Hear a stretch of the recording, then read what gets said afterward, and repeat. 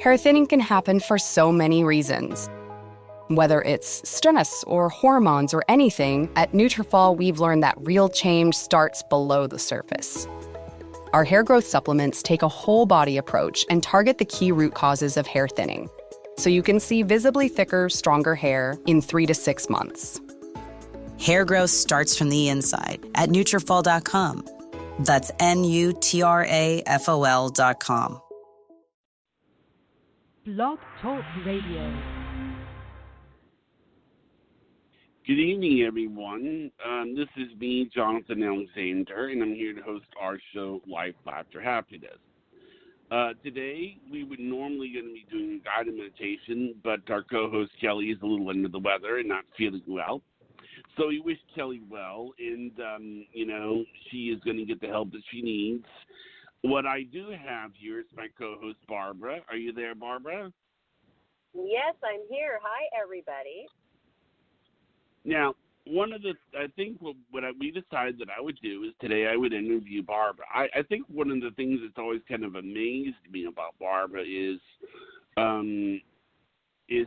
she maintains a positive attitude even when things are hard. I'm not going to go into the things that she says that she's been through because that's not my business. But it is your business if you know about them. It is your business. Yeah, but I don't want it on the air.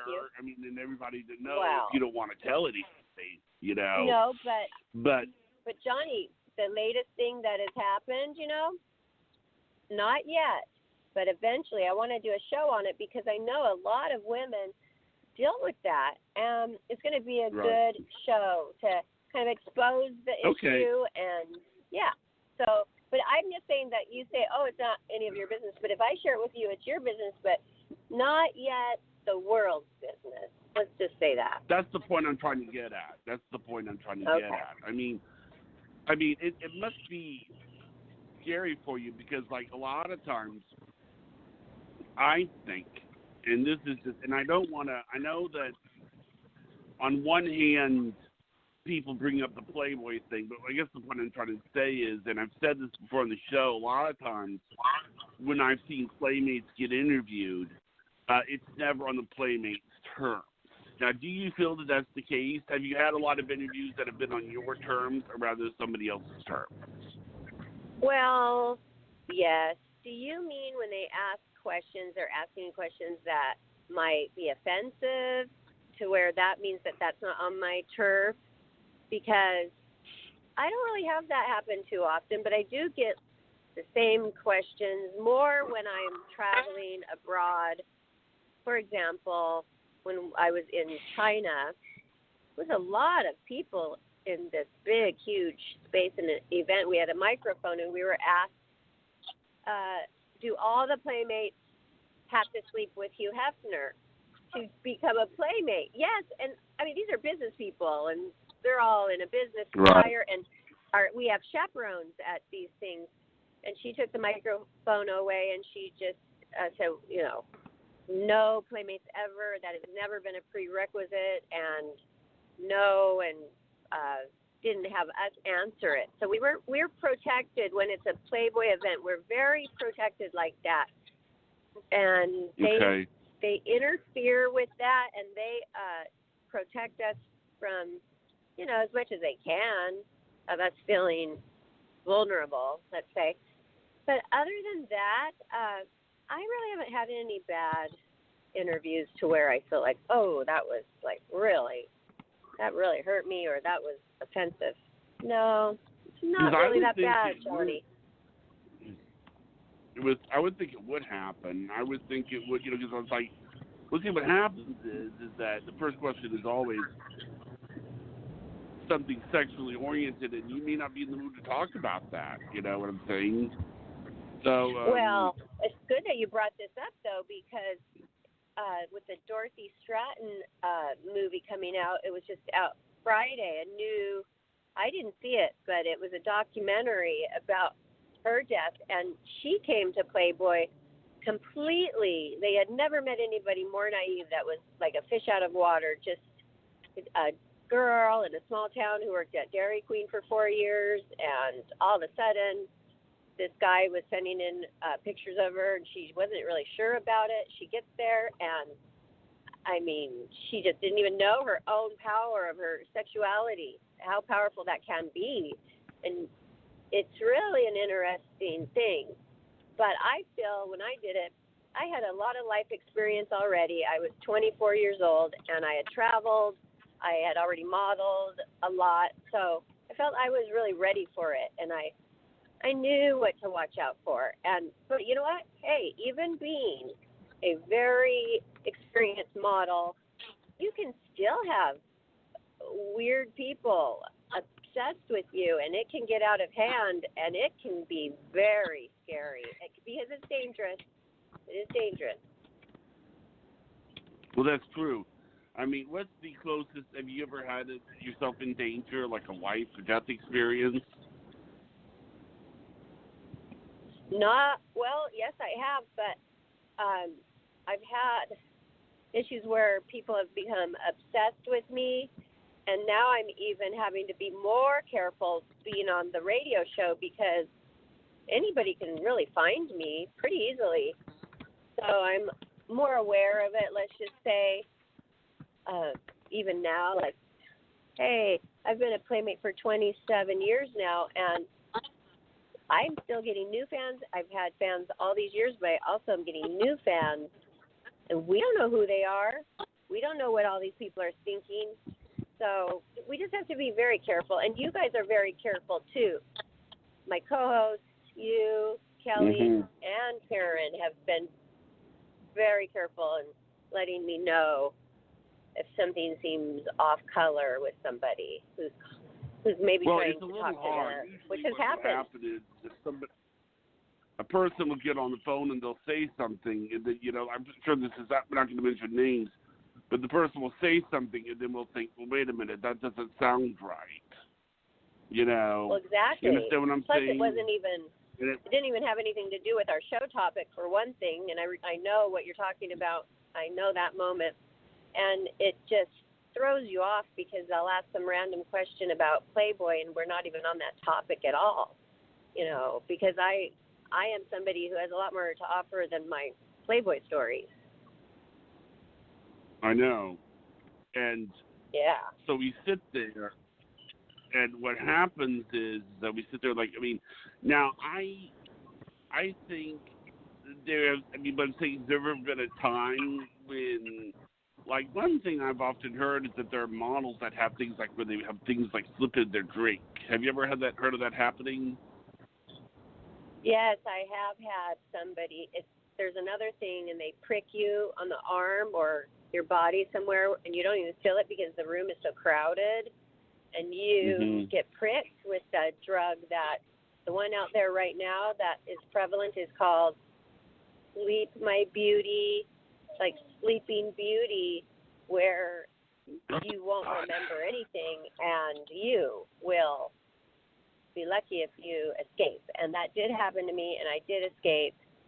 And it's so frustrating because you don't remember anything. You remember Do you mind flashes talking of things. about that, or do you mind talking Well, I about wasn't that really subject? prepared to talk about that today. I think, why don't we do this? Why don't we have a topic about that in the near future, and I'll get a couple of my friends.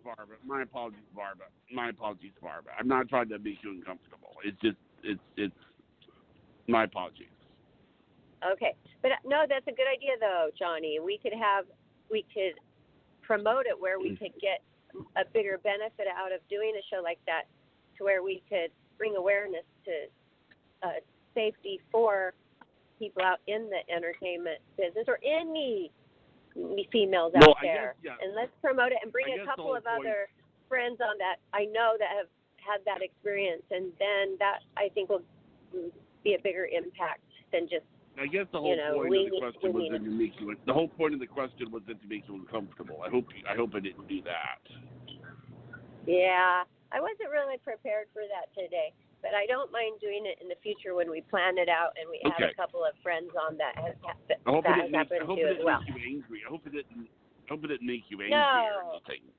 No, I mean, but it's I a question. Though, it happens. yeah, I guess the point I'm trying to get at here is that there's a lot of sugarcoating that comes with women who pose for Playboy, and I mean, there's a lot of really neat stuff that happens with it. You understand? But I imagine there's a lot of stuff. There are a lot of jobs like this one that I have with you and Kelly on the radio show that I'm thankful to you guys that you believe in me so much that you're not going to think, oh, well, we're going to have some problems because she's a Playboy Playmate. We're going to have, weirdos and obsessed people trying to call us off show hours and find out how to get a hold of me, and which has happened. And you guys still love me so much that, you work with me on that and you protect me, because a lot of employers would think, oh, that's just going to be a problem and I don't want to have anything to do with it. And then a Playmate would lose an opportunity because of that. And that right there is real sad. Yes. I mean, so it must be, when you do the show, do you feel like it's liberating? Yes, and I've never been afraid I've never felt like, oh, I'm going to get on the show and somebody's going to call and ask me a weird question, because I think you do a great job of screening the calls. But then again, there are the majority of people out there that respect us and would never do something like that. So I've never felt fearful of doing the show at all for that reason. What went through your mind the first time you were going to be on it? Oh, I was so excited, and I feel like how I feel when we get new guests on and I can sense that they're not used to the radio and they feel like they're always talking on top of somebody else or interrupting, because that's so easy, like we were talking about. You can't see their body language. You're not sitting side by side. You can't see when they're talking and their lips, their mouth moves. But it's kind of cool. After a while, you just get used to how somebody talks and makes their point. You kind of know, okay, they're finished. And even though it still happens, but I think we work together so well. We roll with it. But I felt that's to answer your question. I felt that in the beginning, like, oh, I don't want to, interrupt or talk on top of somebody. But that kind of smoothed out right away. And I just, right. Okay, I really look forward to doing it every day. And those couple times where we didn't have a show and I said I didn't know what to do with myself, it was true. I wasn't being facetious. I did not know what to do with myself, and I felt this emptiness, because I always listen to the show right after we do it. And you post it right away on YouTube, and so I listen to it right afterward, and it's fun. And then I listen to that, and I always get something out of it, even though I'm doing the show, because you miss it. So it's fun to re-listen to it, and then you're like, oh yeah, that's something. You learn something every time. So just from us also, talk. So we always one of the favorite things that I love that you do is when you have your daughter on with you. Oh yeah. She brings out a great side to you that I like. Not that you're not doing otherwise, but you know what I mean. I mean, it's like you bring on Baby Boo, and then you just sort of. I mean, I saw the picture of you. I showed my mom the picture of you and Priscilla together, and I said, "This is Kelly. This is Barbara and Priscilla." Oh, that's a good picture,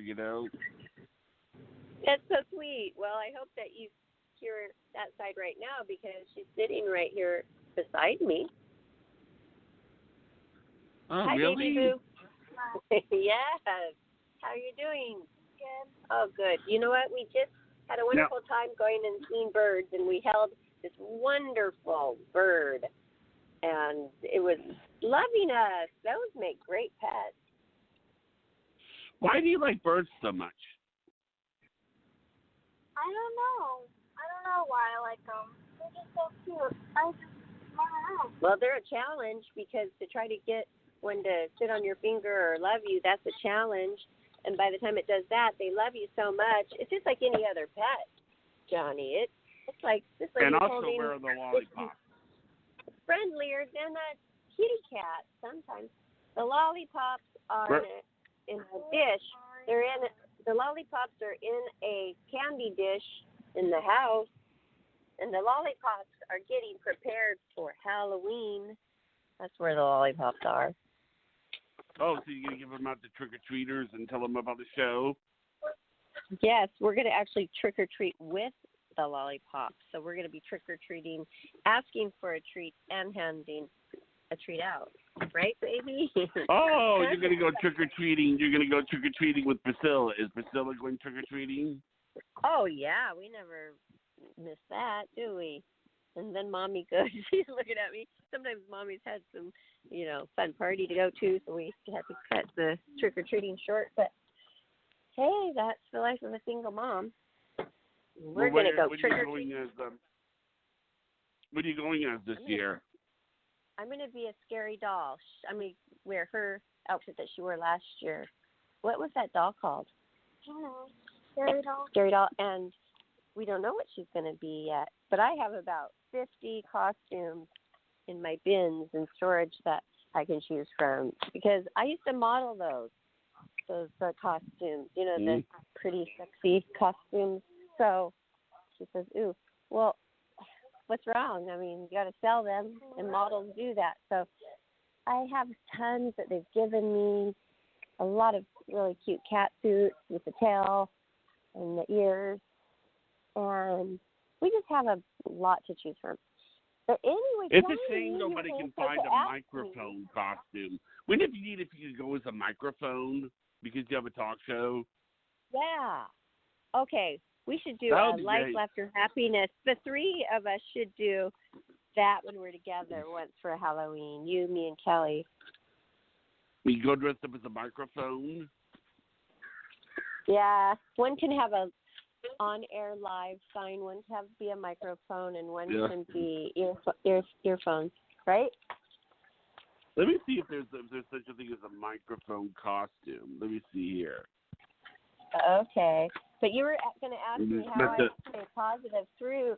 Okay, back to that other question that you had while you looked. You said you wanted to know how I stay positive when I have a problem, such as a yes, that's correct. Obsessed person, or let's say I have an obsessed person. That's very interruptive. That's something that I have to take time to deal with, and it doesn't get me down so much that I have the obsessed person, like I'm afraid or all that. What's worse, the worst part of it for me is that it's taking up time from me being productive because I have to deal with that. And then I start to get a little angry over that, and that's what always gets me down because I love to work and I love moving forward and getting things done. And when somebody is being so selfish to harass me, and that's taking up my time, then I get angry. So I have to calm myself down from that. So I just use the exercises that we talk about on the show. I take deep breaths, and I write down what I need to do to fix it. So I have those tasks I do, fix it, get those done, and then, you just have to head straight towards the problem and attack that problem, get it straightened out, do what you need to do to fix it the best you can, and then get back to your normal life. And it's just life. But how do I stay positive? But I mean, it and must not be let hard. you I down? think the thing is that you're probably worried for your safety, and Well, yeah, it's kind of if like.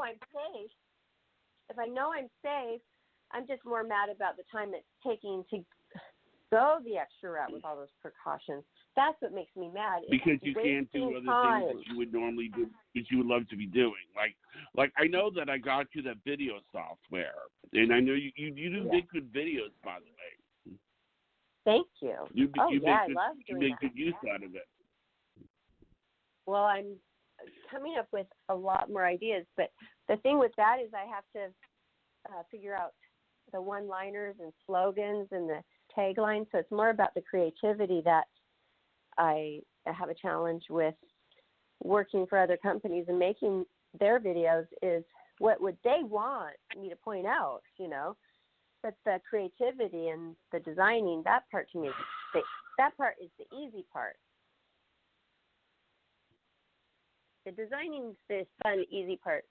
The part that's harder is the part where I have to figure out what the taglines are. That's the harder part. But I thank you for that software, and I'm having a good time with it, and I like it a lot, and there's a lot of things I can do with that. And people are getting pretty impressed with it. Has anybody asked you to make a video for their company? Yes, they have. Yes, oh, really? So they've offered to pay you, or they offered to pay you? Well, in a certain way, like trade, yeah. And I've been offered it, and I did it, and I got the trade, and I made 3 really nice videos for them, and they were very happy. Mm-hmm. Well, it's good to know that I helped you get some form of income outside the show. That seems to be fulfilling for you. I mean, because you said yourself, you don't want to do anything unless it's not with the show. Have you noticed that? Did you say that one time? Yes. Well, I like to spend about 4 hours a day with promoting the show and sending out the social media. And sometimes I don't have that much time for it, but that's what I would prefer to do only. And I always do my shoots. I call it shoot and sell, so I'm doing that. But my main goal right now is to build this show up and get more people and more listeners all the time, every day, and it is. And I think we're really successful at doing that right now, all of us. We're all doing our part. Kelly's really good at promoting it. You're good at all the technical stuff and scheduling and letting us know when we need to fill shows and making sure we're always coming up with great ideas. I will say this, though. I'm curious to know, do you ever look at old shows? I listen to old shows all the time. And, in fact, it's bugging some of the friends that hang around me all the time because they're like, you're listening to your show again? And I'm not doing it because I'm vain. I'm doing it because I'm getting ideas of promotions and cross promotions with people that we've had on. And it's all about networking. And then also you learn, okay, this is how this show went. How can I make it better? And I'm doing this constantly. And if people have said, you're listening to that show again? Yeah, it's on all the time. Isn't that personal? Do I have to show on all the time? What? If you had to show one of our shows to a room full of business people, which one would you show it to? Which old show? Which show? Okay, that's a very good question. This room full of business people. So you have to choose which show you would show them. Let's see. Right now, the one that I am showing a lot is the one about vaping with Terry Grant, Offbeat and Unique. It was super informative. Okay. I feel good about the questions I was asking. I feel like you guys all, we all were a part of it equally, pretty much. Maybe I was talking a little more because it was an interview show, but we all had great questions, and that went really well. Plus, it was a very great businessman that we had on, Terry Grant, and so it's very professional. So if it's business people, I would send them that right now. And then another one for the entertainment, if it was a bunch of entertainment people, I would send them the one with Clinton Wallace, who was the Lifetime Achievement Award winner, photographer, and filmmaker, and who has the films in Cannes, at the Cannes Film Festival. That would be great for entertainment. Now, if there are a bunch of spiritual people or something like that, I would have to listen to some, because even with the guided meditations and the chakra healings, we talk about half an hour afterwards, and we have great spiritual talks, all three of us. So I'd have to look through and find my favorite of that.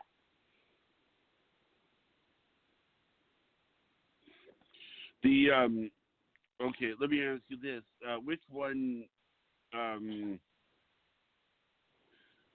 What has been your biggest surprise with the show?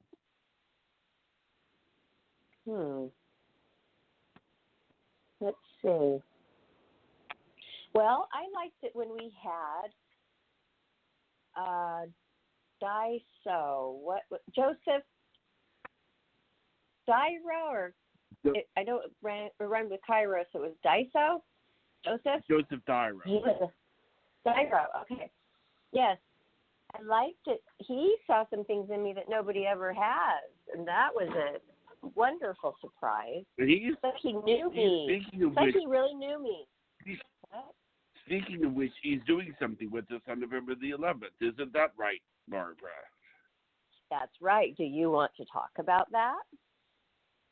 I'll let you or do the talking. You still want to keep it a surprise? What was that? No, I mean, I don't think we should keep it a surprise. We should promote it. We should talk about it. Why don't you tell everybody what is it that you're doing, Barbara? Okay. Well, you came up with the idea, so you're going to get the credit for it, but I'm getting the people together for it. We're going to have several Playboy Playmates, over 5 Playmates. Right now we have 5 booked and confirmed, but on November 11th, which is 11/11. 11/11. We are going, yes, which is special.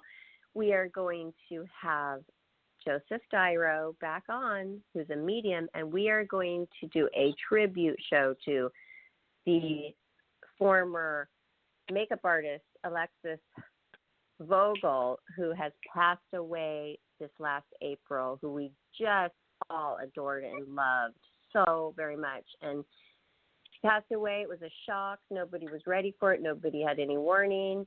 And we are going to talk to her. And we're going to talk to her through Joseph Dyro, because he is an amazing psychic medium. And, I mean, when he was on, that's why I was so surprised, Johnny, because he knew the person that I was talking to, wanted to talk to. More than any medium I've ever talked to, I felt what a major connection that was. And I felt like he really knew me, and he was going to be able to do this. And I chose him because of that, for this special tribute to Alexis Vogel. And now, let me ask you this. Are you a Beatles fan? Are you a Beatles fan? Yes. Okay. Many years ago, we had this medium on. I was a musician. And what happened was, and if you want, maybe when he comes on, you can tell some of your friends to call in if they're Beatles fans. Well, he was a musician. Okay. And then, out of the blue, he started getting in touch with George Harrison. George Harrison started contacting him. And then, after a while, he was being contacted with John Lennon. And so I'm going to have him on soon. I mean, you know, I go down the list of mediums, so it's going to be interesting to see. And I think one of the things I like is the way that Kelly says that. I think the reason that Kelly feels, you know, likes to do a show every day is because when she does a show, it wakes her up, it makes her happy. It gives her a sense of, it eases her stress. I mean, if she were here, she would be mad that I'm saying this, because she said this before. You know, I could have a bad day, and then all of a sudden, you know, I go on the air, and I'm happy, you know. I tend to look at it as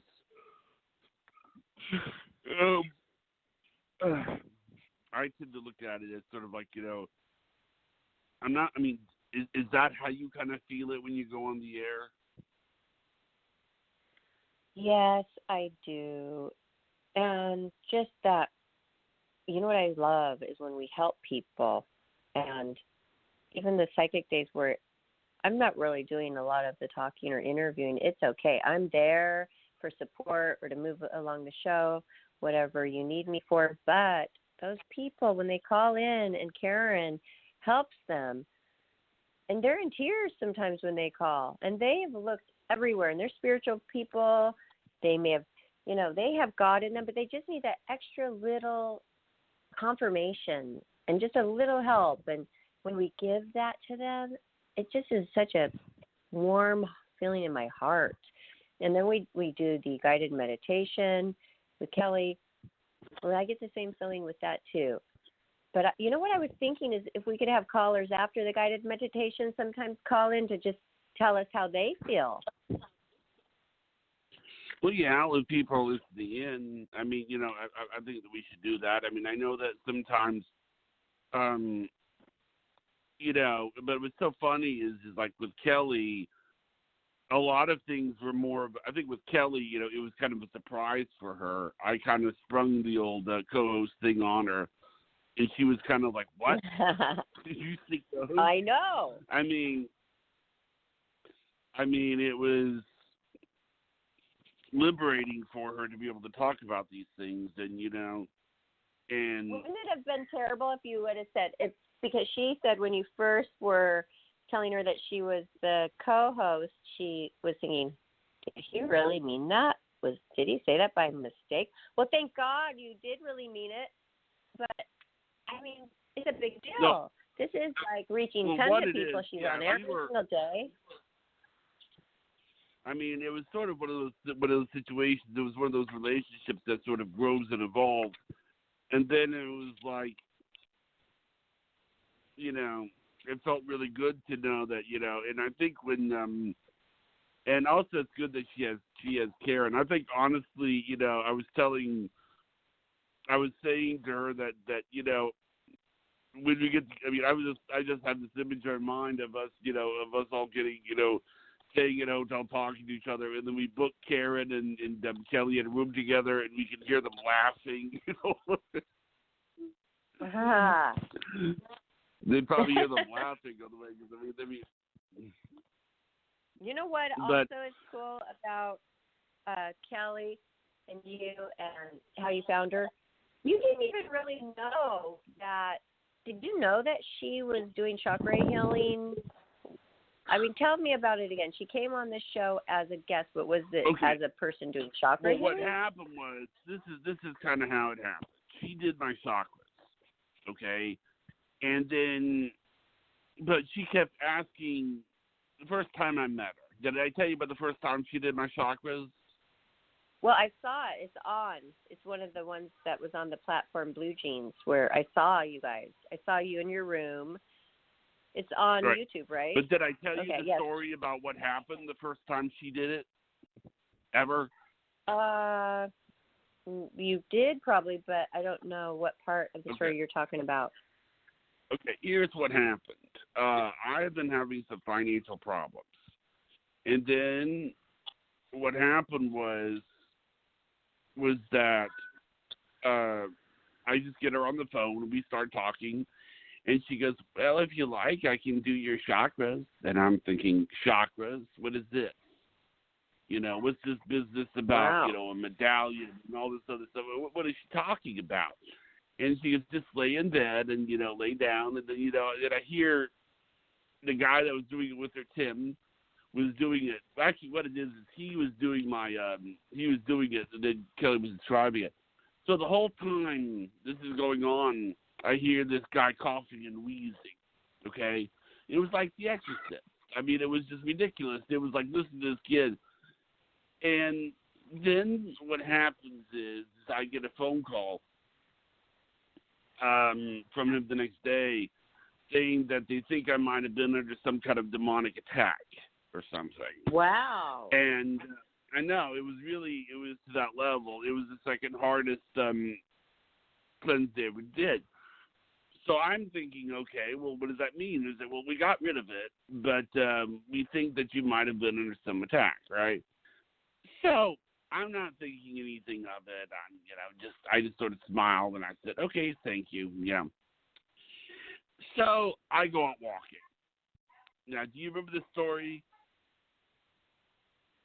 No, I don't remember, so I'm listening. I want you to tell me this again. Okay, so I go out walking, and then I go up to a gas station, and then out of nowhere, this minivan pulls up to me, and out walks this woman, okay? And she walks up to me, and then she goes, "You look like you could use some extra money here." And she hands me $3. Okay? And I'm yes, thinking to myself, huh? What?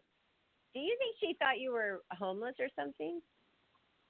I don't know. So I walk home, and I'm thinking to myself, okay, well, I hope that, I get a ride home. And then sure enough, car comes out of nowhere, gives me a ride home.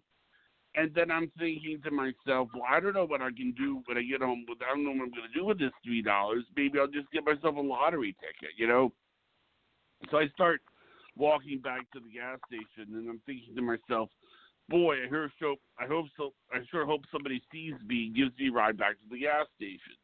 Sure enough, one of my friends pulls up out of the corner, gives me a ride, takes me to the gas station. And then I'm thinking to myself, well, for this $3 to work, I have to get more money back than what I did. So I'm going to buy a lottery ticket. I go in there and I buy a lottery ticket, and then I win $6. And I've come to the conclusion that I think that the reason I see that what happened as a big deal is I'm all for people being nice to each other, but what I don't think is a good idea is for people to be nice to each other for the sake of compromising their safety.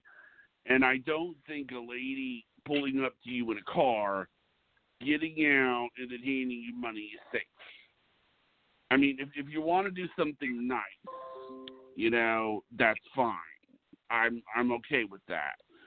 But be safe about it.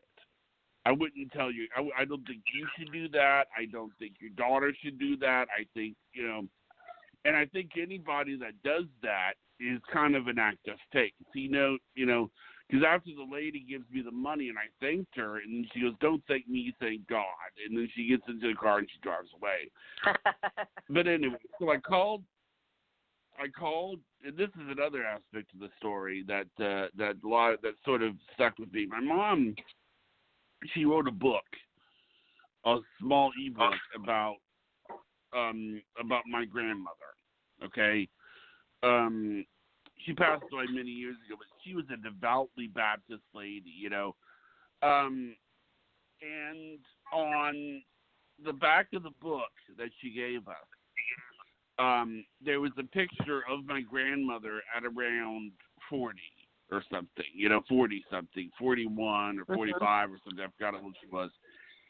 And I saw that picture, and I immediately thought of this lady when I saw the picture, that it almost looked like my grandmother, that it was just eerie, resemblance to my grandmother.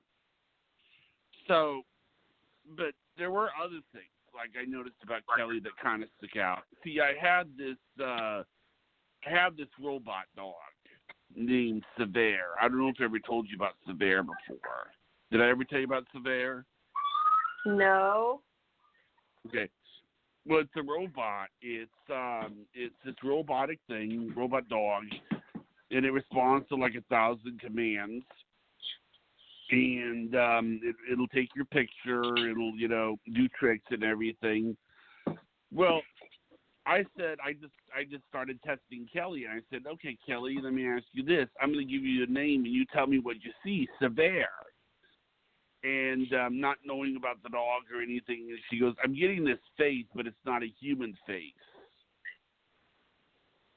So she was able to detect that I was talking about something. This was Kelly. This is Kelly. This isn't even Karen. Yeah. This is Kelly. Well, I know she has this. So when I started to do the show again, I realized that I had a little bit of a problem. The problem was that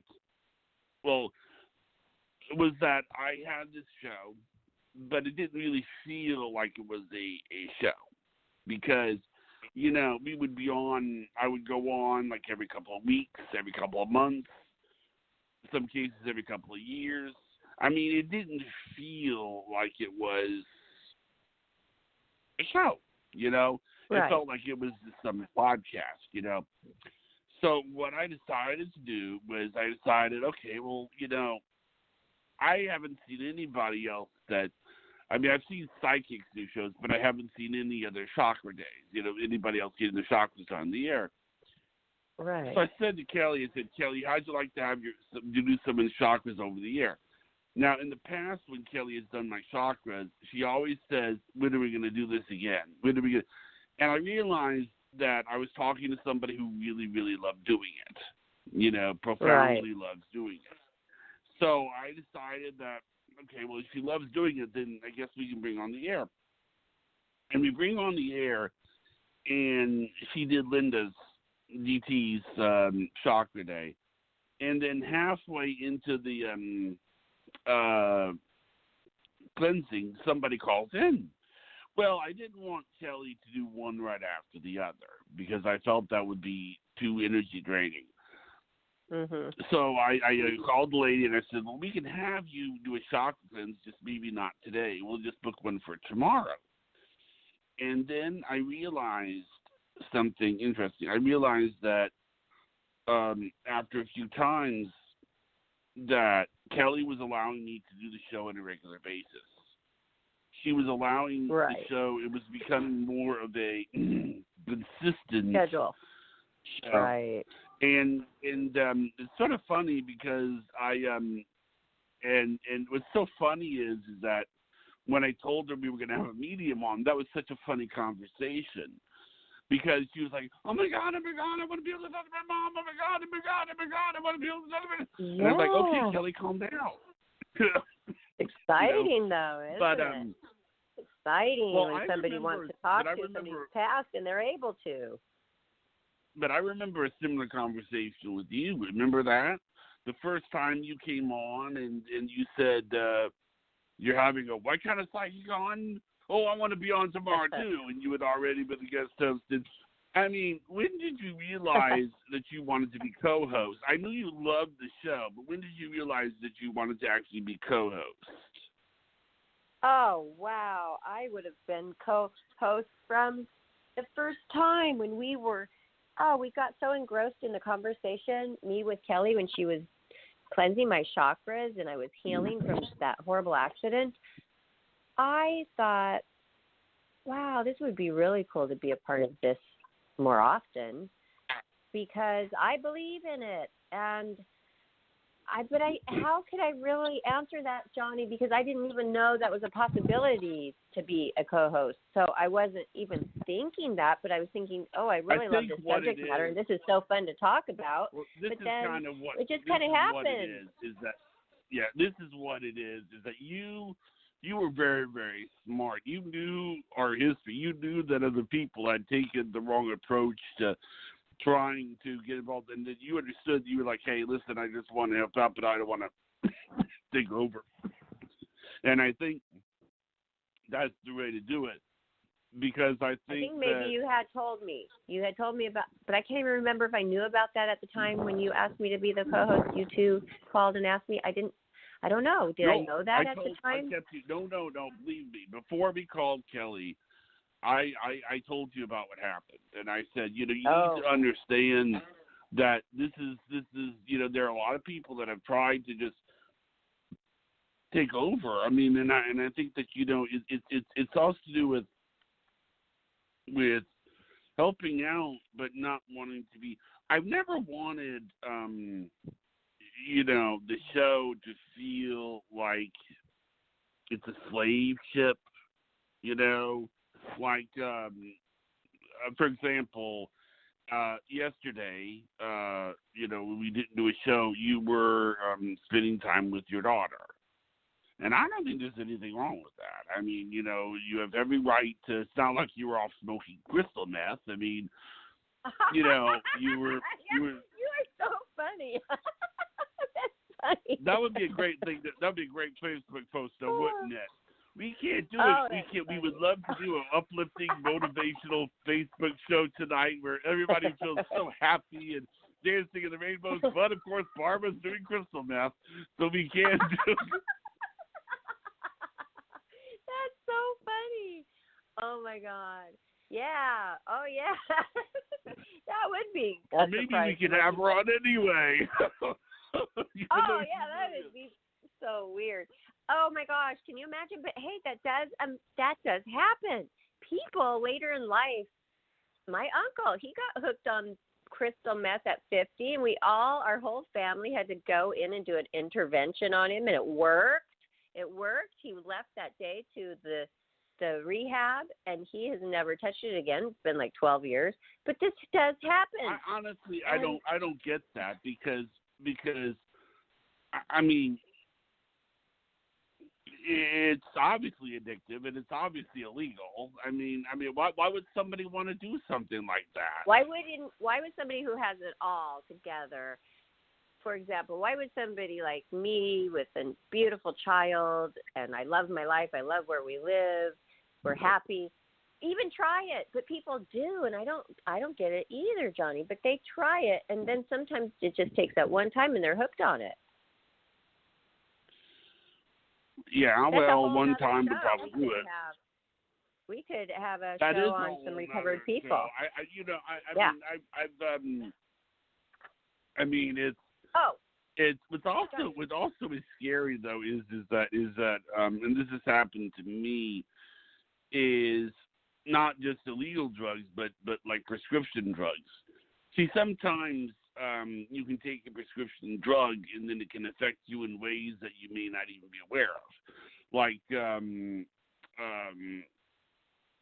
okay, when the person is very obsessive compulsive, okay, and they get treatment for it, sometimes you can get rid of the obsessive compulsiveness, but something takes its place. Now, let me explain to you what I mean by that. I mean, you're so used to worrying about something. You're so used to spending every day worrying about something. And then somebody sets it up to where you don't have to worry about that anymore. It suddenly takes the place. You start acting differently or acting weird. Well, many years ago, I was diagnosed with obsessive compulsive disorder, okay? And I got, they gave me a medicine called Nashville. And the first time you take it, you feel like you're invincible. I mean, it got rid of the OCD. You know, it didn't get rid of it. But it made me feel like I was invincible. But see, here's the problem. Okay, and Barbara, this is the important thing to remember, is feeling invincible is not always a good thing, because it means you don't care about the problems of your friends or the things that they're going through. I mean, it's kind of like if I acted like I didn't care when you talked about your fall, okay, that wouldn't have been very nice, would it? You see what I'm saying? No. I mean, so what you're saying, it gives you false confidence. The drugs give you false confidence, and it messes up. Yeah. See, but now the drugs are better. They just have the effect. Now, I do worry about things like, for instance, every time I've told somebody about your fall, they always go, "Oh my God!" Because seriously, I'll bet when you fell down those steps, you were thinking, "Am I gonna die?" Yeah. You know, because falling down the steps can certainly kill you or leave you paralyzed. Or, I mean, it was just a very serious. And I did. Oh yeah, and I also I had PTSD for a few days, like maybe a week, but you never know, is that going to last forever? And you get this anxiety feeling. And I even had that after Petal Rose died, because I saw the body, and I had it for a few days after that too. But what makes a person strong to where they can overcome those feelings, and some people cannot?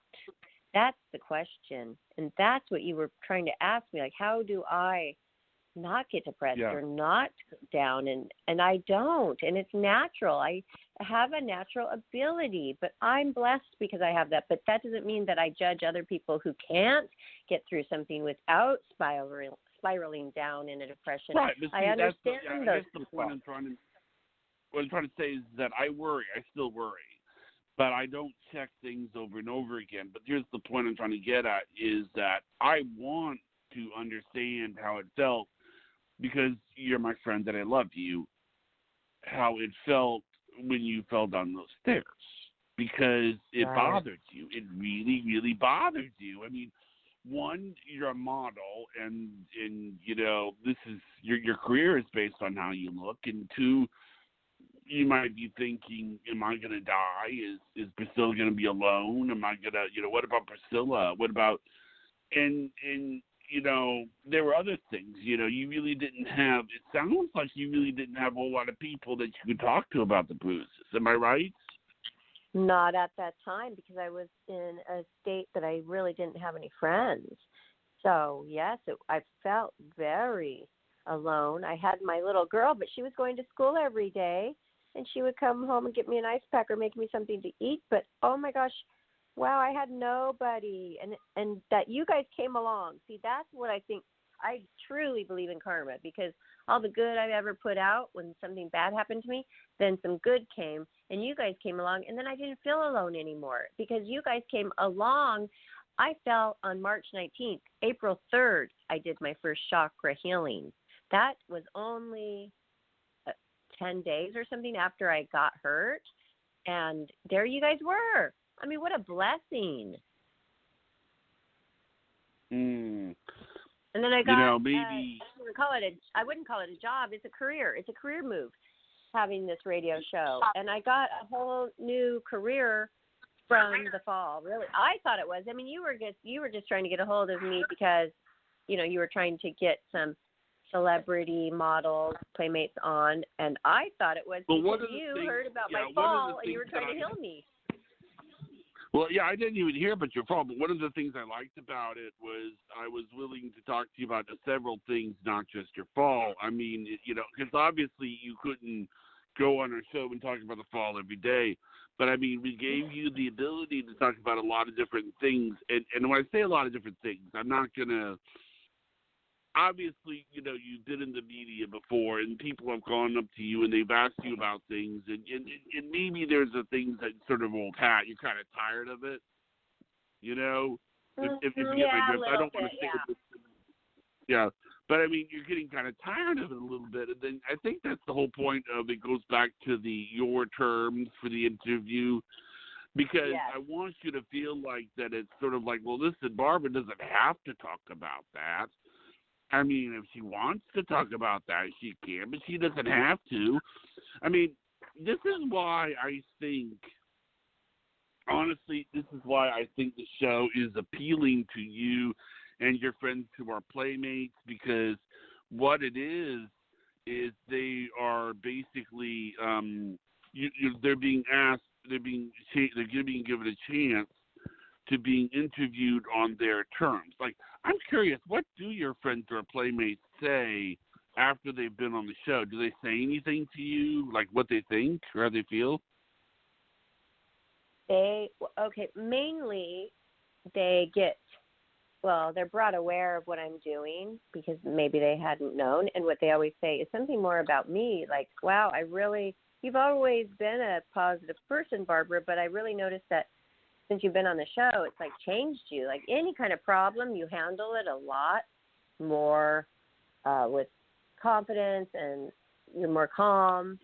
You might not think that, Johnny, because you talk to me every day and I just, whatever I'm feeling, I just let it all out there. And then you think, oh, wow, she was upset. But I'm sorry, I kind of use you as a soundboard and I'm able to vent, and you don't mind, do you?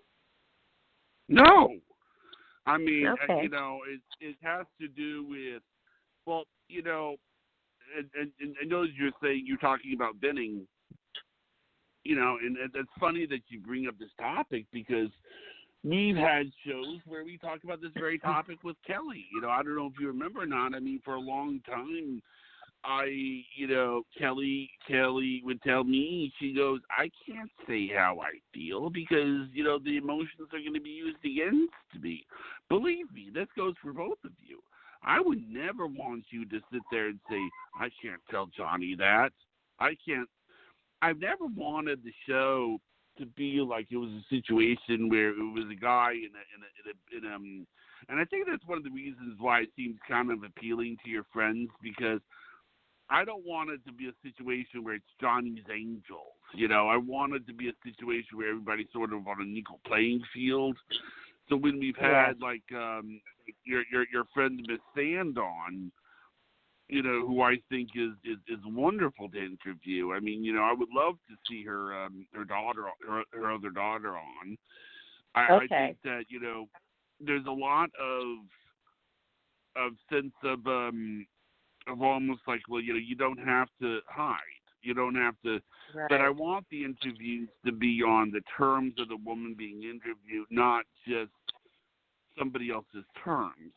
And I think that a lot of times in the past, the interviews, I don't know if I would say that they've been on your terms, because what happens is that I've seen some of the interviews that you've given by the people, but it seems like to me that when you have a playmate, a lot of what happens is they put the playmate in a position because she's in a playmate, and they don't care about what may be going through her mind or what may be going on in her life or what she may be thinking about, or is there something that's keeping her awake at night, Right. Is she losing sleep at night over something? Nobody has ever, I don't know how often playmates get asked these questions, like, is there something that worries you so much? I'm going to ask you this question, and you don't have to answer it, but I'm only asking you this to let you know that you have the ability to answer it, okay? Is there something that gets you so stressed out that it keeps you awake at night? Not anymore, and that is unbelievable, because I don't want to say what it is, but it used to. I would get the worst stomach aches, and I'd get up in the middle of the night, and I would just think, oh, no, oh, my gosh, this is happening. Oh, geez, what am I going to do? I don't anymore because of this show, because I have now tools to use, and you know what those tools are? In my brain. It's the power to stay positive, because I won't let anything affect my peace of mind to where I can't sleep anymore. And I am different because of it. Because you know what? If you believe you're going to be okay through something, you will be. And it's a big part of manifestation. But the positive mindset and the positive attitude of you knowing and thinking the right thoughts, you will be okay. So that's what Elke really noticed about me big time, is that you never worry anymore, Barbara. Wow, this is amazing, because she's my best friend. She's with me all the time. So, yes, well, why don't you talk about when really you're worrying? I mean, so in other words, you would have trouble sleeping? Yeah, I'd wake up in the middle of the night, be worried. I'd have stomach aches. Stomach aches, that's a thing from worrying. You get stomach aches. Okay. Not really headaches. Stomach aches with me always. And then I don't have that anymore. That is out of my life. And you know what? There's like the same kind of problems. It's not like a huge, horrible, life-threatening problem, but it's around most people. Was it always a part of your life? No. Different times it's not. Okay. Don't try to guess what it is. I told you I don't want to talk about the actual. No. I'm not gonna. I mean, this is your, like I said, your terms. I mean, I'm not gonna force it out of you. Okay. I mean, this is your terms. Okay. You decide what you want to talk about. If you don't want to talk about it, that's your choice. But that's what I'm trying to say. I mean, is that I think sometimes these interviews are, with models like you, it seems like they don't really care about your feelings so much. They just want you to, I mean, you pose for a So you're a picture, piece of meat, they don't care. that you're just like, they think you're a piece of meat, and you're just, since you are attractive and you've been in the pages of Playboy, that you don't have feelings and don't that care they about want to anything. know that, Like, yeah, I remember one time I saw a hotline where people could call in, and one of the celebrities that they got to talk to was Terry Lynn Doss, and I saw a negative rating that somebody left her. She goes, "You'd think she'd be more open being she posed naked on the magazine." I'm thinking, first of all, she has feelings. I mean, yeah. And yes, okay, she posed nude for a magazine, but you need to be respectful. There's also what I like to call meeting you halfway. I mean, let me explain to you another way of looking at it. Obviously, when I see your pictures, I mean, it's saying, look at me in a sexual way. When we see some of your pictures, it says that. However, I also look at it the way, well, she seems okay with me looking at her in a sexual way. Maybe we should try looking at her in some other way. Maybe we should let her be looked at in a way as a mom or as somebody that cares about certain issues like vaping. Or, it's sort of like, you are willing to be looked at sexually, so let's look at you another way. Let's look at you another way. And I think a lot of guys aren't willing to meet you halfway. They see you sexually, but then they don't want to get past that. And I think that, am I right in saying, that's what I think. I think that why I think it's appealing. I think that's why the show seems to appeal to women a little bit, that they get listened to on their terms. And I think that your friends are interviewed on their terms. I mean, when your friends have been interviewed, I mean, what do they say after being interviewed? I know I'm not talking about what they say about you. I'm talking about what they say about being interviewed. Oh, well, they say that they feel very thankful that they had a place where that they could talk about what they're doing and promote it. And they always say, wow, this is really great what you guys are doing. Because when they come on to be interviewed, I always send them a sample show to listen to, a few, so they know the different things we do. And so they know. And then they say, I think it's really, really good what you guys are doing. And then right afterwards, when I call them after the show is over, they say, wow, that really was life-changing. Or, like you say, people never usually want to ask about me. They want to just know about what I've done in Playboy and my modeling. But they feel like really cared about for who they are inside. So that's pretty much it, what I hear. That's what I hear.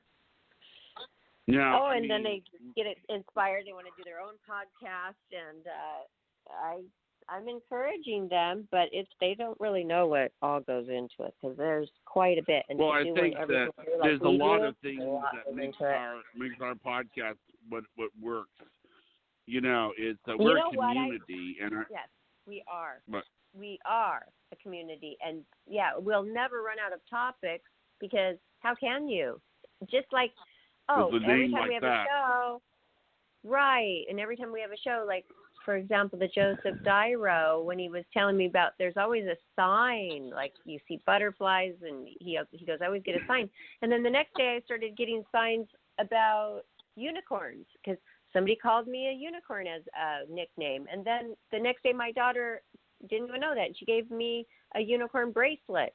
And the next day somebody said something else about unicorns, and I wrote this all down. I was looking through this while we were on the phone. Why did they call you a unicorn? I have a journal, and that's what I was thinking, because Joseph Dyro said, you'll see a sign when something means something. So then I think, why did they call you a unicorn? That's, I don't know, that something to do with being magical and something very magical. And so that's why I was going to try to look into that and unicorns, and then, but look into it further, like, well, if I'm more in touch with spirituality, then will I be able to figure out what that means? So there's always something that leads you to more in-depth soul searching. which is totally Well, cool. I will tell you so that's this. where I am at. The only other time that I've ever heard somebody compared to a unicorn was apparently somebody kissed Megan Fox in a movie, and they said it was like kissing a unicorn. And, but, you know, it is sort of, I sort of look at it as kind of like this. Unicorns are beautiful, magical, benevolent creatures. They're the kind of creatures that are very powerful, but they're beautiful, but they're also benevolent. They're the kind. It's sort of like usually when you walk up to a lion, you're scared to death. You know what the lion can do, but the unicorn, you pet the unicorn. That's what they say about unicorns, even though they're not real. That you pet them, they lean over and they'll let you pet it, and you know. I knew somebody who thought that unicorns were real. They're What? I met somebody who thought that unicorns were real, and it was a man. I did. Why did he think that they were real? Gosh, they also thought the world was flat, and it was one of those types of people. I found out. Well, yeah. Okay. Well, that's kind of nutty, I guess. People like that. Yeah, I've ran into people like that, and I've ran into people who think that we never went to the moon. You ever heard of them? Oh yeah, those are in the same. Those are the people. The same. Yeah, the conspiracy theorist people. They believe that, and they also believe that there was no thing like the Jewish people were not killed. Holocaust. Yeah. Yeah, they feel like that didn't happen either. And those people are very frustrating to be around. Very frustrating to be around and you cannot argue any facts with those people because you'll get nowhere and it just feeds the fuel. So I actually was very close to a person like that, and I just, I couldn't do it. I just couldn't do it. Couldn't be with that person. You just are not on the same page, same wavelength. See, that's why I was having to make sure that this show wasn't showcasing all those types of people, because maybe that's a form of paranormal. I'm not sure, but there's a lot of shows that showcase that kind of thing all the time, and I just don't know if I would have been able to do that. Yeah, you need to understand that there's a lot of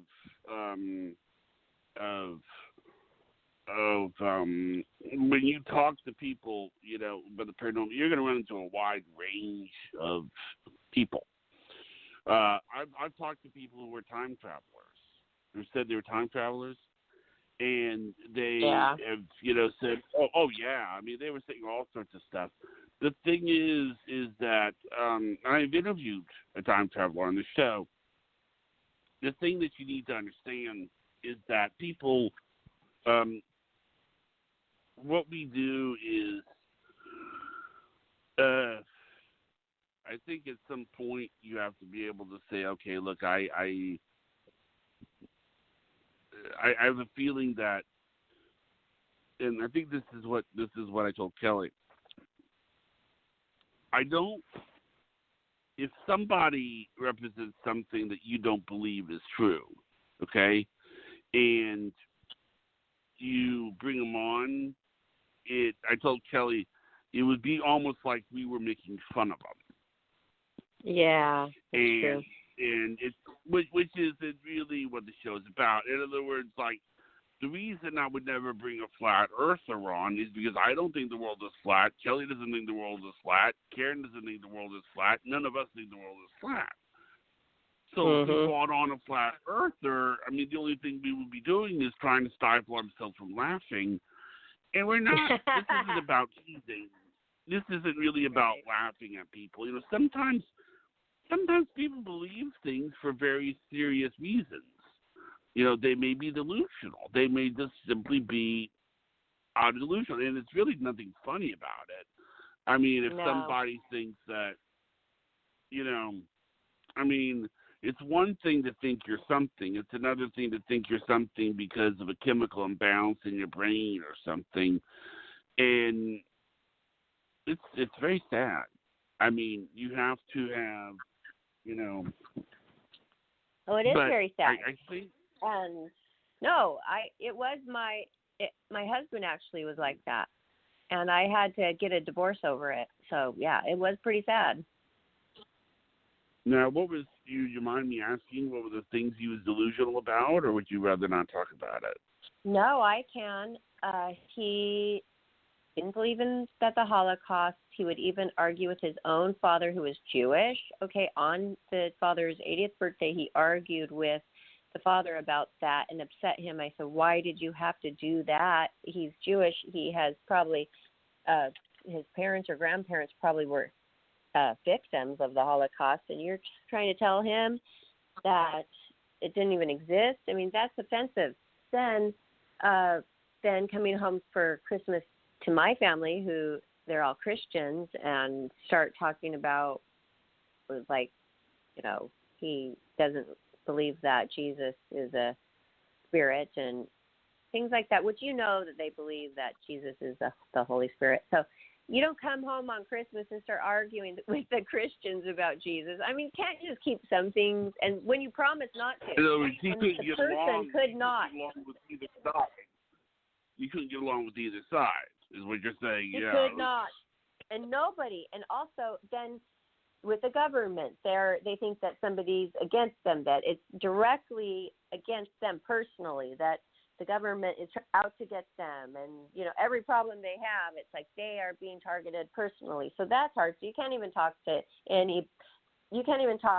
politics or the government, or that, Lord knows, they definitely don't vote. So you really start to find that you don't have anything in common, and then they start to realize, well, they think I'm weird, so I'm not going to tell them I think the earth is flat. So when I straight out asked him that, he said, oh, no, I don't believe that. But then we see on the computer, the screensaver is a picture of the flat earth. Oh, my gosh, was I ever upset when I saw that, because I thought, now there's really no hope. And, a lot with they say, aliens. Yeah, I do believe that there could be aliens, but what else was it? There were so many other things, conspiracy theories. Oh, definitely. They thought the whole landing of the moon was not real. And you know what? That's really offensive to me, because Buzz Aldrin, he's a friend of mine, and he sat there. I was on a cruise. Yes, I was on a celebrity cruise.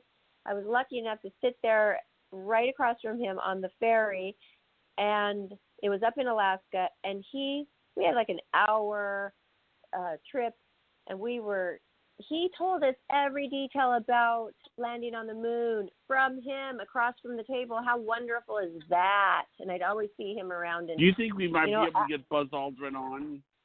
Maybe. I will try. And I've thought about that. Just please write these things down and remind me, because I have a lot of people I'm trying to get on right now, and for me to just do it. So he is really cool. And he told me one time he was in Beverly Hills just, doing an errand or something, and somebody started yelling at him that he was a fake and a fraud. And, he got right back into that guy's face and told him off. He doesn't back down about this.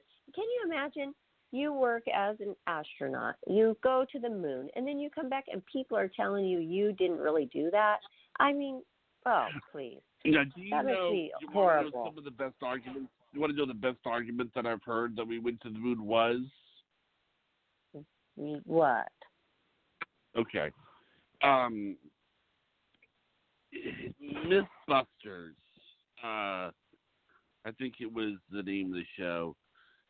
And they wanted to see. Here's the thing that a lot of people talk about. When they talk about this, they forget a lot of things. Okay, they say, "Well, the moon could be fake doing this. The moon could be fake. The moon could be fake doing this. Blah blah blah." They email these things. The thing is, they're absolutely right. Everything they say is true. The moon landing could be fake this way. The moon landing could be fake that way. But let me finish what I'm going to say.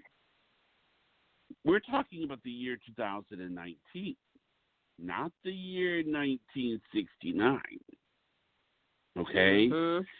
What they're saying is, this is what they say, is to fake the moon landing in, say, the year 1969 to actually fake it. It would be easier to just go to the moon than it would be to fake it. Yeah, that makes sense. Because the technology, you got to understand something, okay? You can't. Now, yes, you could fake it. It would be easy to fake.